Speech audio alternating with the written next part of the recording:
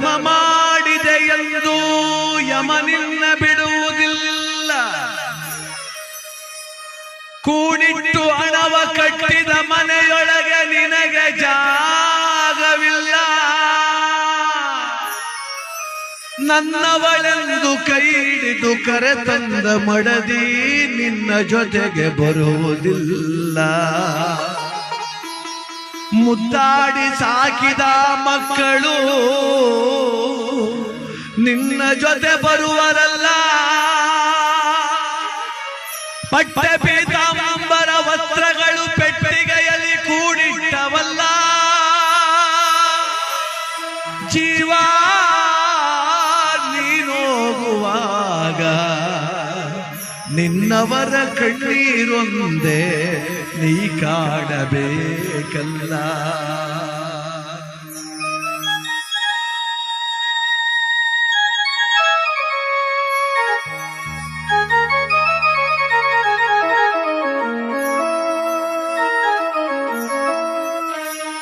ದಿಂಬಾದಲ್ಲಿರುವ ಜೀವ ಕಂಬಸೂತ್ರ ಬೊಂಬೆಯಂತೆ.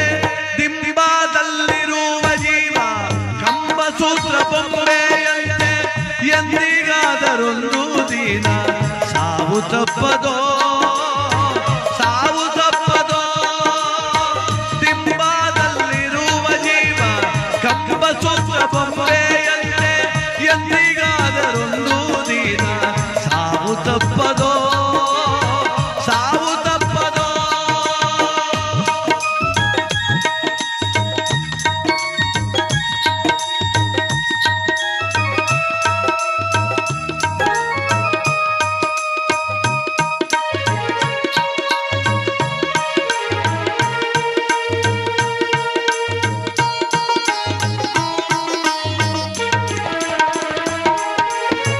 ಹುಟ್ಟುತ್ತೇನು ತರಲಿಲ್ಲ, ಸಾಯುತ್ತೇನು ಒಯ್ಯಲಿಲ್ಲ.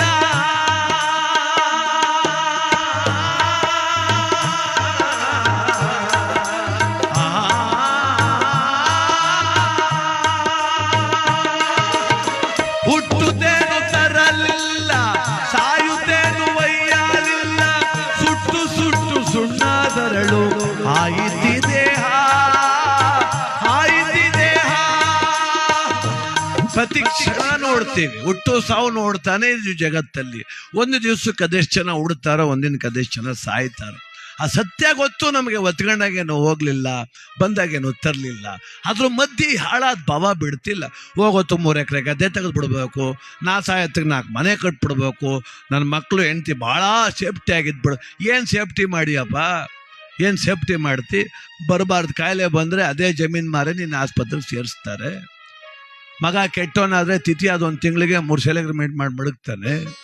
ನೀನೇನು ಸೇಫ್ಟಿ ಮಾಡೋದು ಅವ್ರನ್ನ? ನಾನು ಎಲ್ಲರನ್ನೂ ಸ್ವದ್ರವಾಗಿ ಇಟ್ಬಿಡ್ತೀನಿ. ಲಕ್ಷ್ಮಣನ್ನು ರಾಮನ್ನು ಬಾಲದ ಕೋಟೆ ಒಳಗೆ ಮಡಿಕ ಕೂತಿದ್ದಂತೆ ಆಂಜನೇಯ. ನಾನು ರಕ್ಷಣೆ ಮಾಡ್ಬಿಡ್ತೀನಿ ರಾಮನ್ನ ಅಂತ. ಅವನ ಮಹಿರಾವಣ ಬಂದು ನೆಲದೆಲ್ಲ ಕೊರ್ಕೊಂಡು ಹೊತ್ಕೊಂಡು ಹೊಂಟೋಗ್ಬಿಟ್ಟ ಅವರ. ಹಂಗೆ ನಮ್ಮ ಜೀವನ. ನಾವ್ಯಾರನ್ನೂ ಕೂಡ ಸೇಫ್ಟಿ ಮಾಡಿ ಇಟ್ಬಿಟ್ರೆ, ನಾನು ಆಸ್ತಿ ಮಾಡಿ ಇಟ್ಬಿಟ್ರಲ್ಲ, ನನ್ನ ಮಕ್ಕಳು ಚೆನ್ನಾಗಿರ್ತಾರೆ. ಅದಕ್ಕೆ ಹುಟ್ಟುತ್ತೇನು ತರಲಿಲ್ಲ, ಸಾಯುತ್ತೇನು ಒಯ್ಯಲಿಲ್ಲ. ಸುಟ್ಟು ಸುಟ್ಟು ಸುಣ್ಣಾದರಳು ಆಯಿತಿ ದೇಹ, ಆಯಿತಿ ದೇಹ. ಹೊಟ್ಟೆ ಬಲು ಕೆಟ್ಟದ್ದೆಂದು ಎಷ್ಟು ಕಷ್ಟಪಟ್ಟೆಯ ಪ್ರಾಣಿ.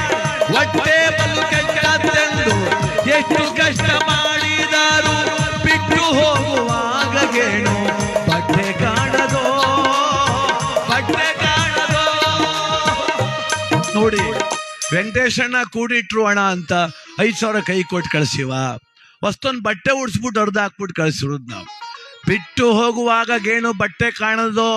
1 ಗ್ರಾಮ್ ಚಿನ್ನ ಬಿಡೋದಿಲ್ಲ ದೇಹದ ಮೇಲೆ. ನಮ್ಮ ಸ್ನೇಹಿತ ಹೆಂಡತಿ ತುರೋಗ್ಬಿಟ್ಟಿದ್ಲು ಮೊನ್ನೆ. ಹೋಗಿದ್ದೆ, ಅಳ್ತಾವನ್, ಬಾಪ ಉಮೇಶ್ ಬಾರೋ, ನೋಡಪ್ಪ ನನ್ನ ಮನೆ ಹಿಂಗಾಗೋಯ್ತಲ್ಲೋ, ನನ್ನ ಮನೆ ಮಹಾಲಕ್ಷ್ಮಿ ಹೆಂಗೆ ಹೊಂಟೋದ್ಲು ನೋಡೋ, ಹೆಂಗೆ ಮನ್ಗವಳು ನೋಡೋ. ಬಡತನ ಕಿತ್ಕ ತಿಂತಿದ್ಕನೋ, ಮದುವೆ ಮಾಡ್ಕೊ ಬಂದ್ಮೇಲೆ ನನ್ನ ಮನೆ ಐಶ್ವರ್ಯ ಉಕ್ಬಿಡ್ತು. ಅವಳು ಮದುವೆ ಮಾಡ್ಕೊಂಡ್ಮೇಲೆ 4 ಎಕರೆ ಗದ್ದೆ ತಗೊಂಡೆ, 3 ಮನೆ ಕಟ್ತೆ, 3 ಮಕ್ಳು ಮದುವೆ ಮಾಡಿದೆ, 1.5 kg ಚಿನ್ನ ಮಾಡಿಸ್ದೆ, 5 kg ಬೆಳ್ಳಿ ಮಾಡಿಸ್ದೆ, 3 ಕಾರ್ ತಂದೆ. ಚರ್ಮೇನೆಲ್ಲ ಆದ್ನಲ್ಲೋ. ಅವಳೇ ಹೊಂಟೋದ್ಮೇಲೆ ಮನೆ ಯಾಕೆ, ಮಠವ ಯಾಕೆ, ಆಸ್ತಿ ಯಾಕೆ, ಒಡವೆ ಯಾಕೆ, ವಸ್ತ್ರವೇ ಯಾಕೆ, ಥೂ ನಂದೊಂದು ಜನ್ಮ. ಅಲ್ಲೊಂದು ಹುಡುಗ ನಿಂತಿದ್ದ. ನಟರಾಜ ಬಾಯ್ಲಿ ಅಂದ. ಏನಣ್ಣ ಅಂದ. ಇದು ಆ ಮೂಗ್ಬಟ್ಟು ಬಿಚ್ಕೊಬಿಟ್ರಪ್ಪ, ಬೆಂಕಿಗೆ ಹಾಕಿಬಿಟ್ಟರು ಅಂತ. ಮನೆ ಮಠ ಏನು ಬೇಡವಂತೆ, 3 ಗ್ರಾಮ್ ಚಿನ್ನ ಬೇಯಿಸ್ಬಿಡ್ತಾರೆ ಅಂತ ಯೋಚನೆ ಬಂದು ಕೂತ್ಗೆ ಮ್ಯಾಕೆ ನಮ್ಮ ಜೀವನ.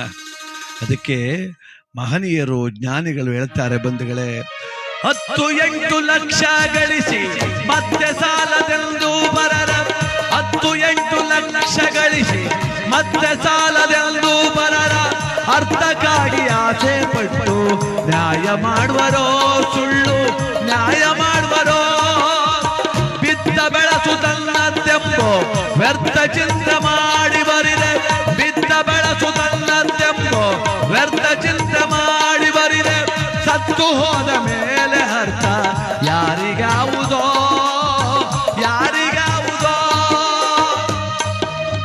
ಕಟ್ಬಿಟ್ರೆ ಆಗ್ಲಿಲ್ಲ, ಆ ಸಂತೋಷ ನೋಡಕ್ಕೆ ಬಿಡ್ಬೇಕಲ್ಲ ದೇವರು.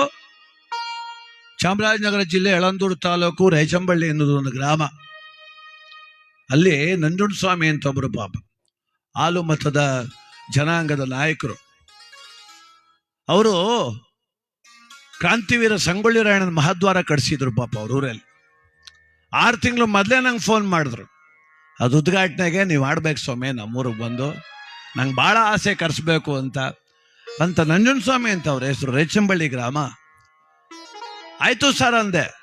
ತಿಂಗಳಿಗೆ 3 ಸಲ ಫೋನ್ ಮಾಡೋರು, ಚೆನ್ನಾಗಿ ಆಡ್ಬೇಕು ಸ್ವಾಮಿ, ಚೆನ್ನಾಗಿ ಆಡಬೇಕು, ನೀವು ನಮ್ಮ ಭಾಗಕ್ಕೆ ಬಂದಿಲ್ಲ, ನಮ್ಮೆಲ್ಲ ಜನಗಳ ಸಂತೋಷ ಪಡಬೇಕು, ಕನಕದಾಸರ ಪದ ಆಡಬೇಕು, ರಾಯಣ್ಣನ ಪದ ಆಡಬೇಕು, ಮಾದೇಶ್ವರನ ಪದ ಆಡಬೇಕು, ಸಿದ್ದಪ್ಪಾಜಿ ಆಡಬೇಕು ಅಂತ ಅಭಿಮಾನದಲ್ಲಿ ಕರೆಸಿದ್ರು. ನಮ್ಮ ತಂಡ ಅಲ್ಲಿಗೆ ಹೋದ್ರೆ ಅವ್ರಿಗೆ ಏನು ಆನಂದವೋ, ಭಾಳ ಸಂತೋಷ ಅವ್ರಿಗೆ. ನಾಳೆ ಉದ್ಘಾಟನೆ ಬೆಳಗ್ಗೆ, ಇವತ್ತು ಸಂಜೆ ನಮ್ಮ ಕಾರ್ಯಕ್ರಮ. ಎಲ್ಲ ಊಟ ಮಾಡಿಸಿದ್ರು.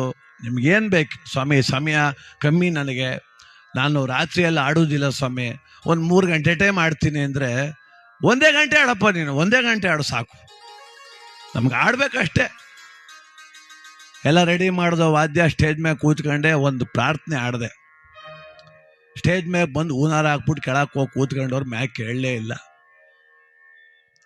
ನಾಲ್ಗೆ ಕಚ್ಚಿದ್ರು, ನೊದ್ಲೆ ಸುರಿಯಿತು, ನಿಲ್ಸ್ರಪ್ಪ ಅಂದರು. ಪಕ್ಕದಲ್ಲೇ ಒತ್ಕೊಂಡು ಓಡೋದ್ರು ಆಸ್ಪತ್ರೆಗೆ, ಅಲ್ಲಿಂದ ಫೋನ್ ಮಾಡಿದ್ರು ಸತ್ತೇ ಹೋದ್ರು ಅಂತ. ಎಷ್ಟು ಚಂದ ಕಟ್ಟಡ ಕಟ್ಸಿ, ಎಷ್ಟು ಮಹದ್ವಾರ ಕಟ್ಸಿ, ಎಷ್ಟು ಚೆನ್ನಾಗಿ ಕರೆಸಿ ಅನ್ನ ಹಾಕ್ಬೇಕು ಅಂತ ಆಸೆ ಇಟ್ಟು ಮನುಷ್ಯನ ಭಗವಂತ ಉದ್ಘಾಟನೆ ನೋಡಕ್ ಬಿಡ್ಲಿಲ್ಲಲ್ರಿ. ಎಷ್ಟು ಚೆನ್ನಾಗಿ ಅರ್ಥ ಮಾಡ್ಕೋಬೇಕು ಗೊತ್ತಾ ನಾವು ಈ ಜೀವನ. ನಾವೆಲ್ಲ ಕರ್ತವ್ಯ ಪಜ್ಞರಷ್ಟೇ. ಬೆಳಿ ಯೋಗ್ಯತೆ ಇದೆ, ಅನುಭವಿಸು, ತಿನ್ನು ಯೋಗ್ಯತೆ ನನಗೆ ಕೊಟ್ಟವನ. 10 ಎಕರೆ ತುಂಬ ಭತ್ತ ಬೆಳೆದ್ಬಿಟ್ರೆ ಏನ್ ಬಂತು, ಶುಗರ್ ಬಂದ್ರೆ ಅನ್ನ ತಿನ್ನಂಗಿಲ್ಲ.